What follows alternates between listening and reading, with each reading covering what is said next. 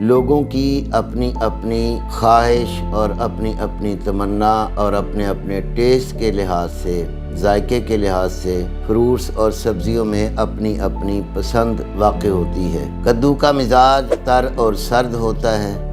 اس کے اندر آپ جتنے بھی اقسام کے مسالہ جات شامل کریں گے اور جس طرح کا آئل، گھی یا روغن آپ شامل کریں گے، اس آئل کا، گھی کا، روغن کا اور مسالہ جات کا جو مزاج ہوگا وہ اس کے اندر ایڈ کرنے سے اس کے قدرتی اور فطری مزاج میں تبدیلی آنا ضروری ہے۔ لیکن اگر غالب کدو رہے گا تو پھر اس کا مزاج بھی غالب ہی آتا ہے۔ سفراوی امراض کے لیے اور خشکی کے امراض کے لیے کدو انتہائی مفید سبزی ہے، جسے ہمارے پیارے آقا محمد کریم صلی اللہ علیہ وسلم نے بھی بہت شوق سے تناول فرمایا۔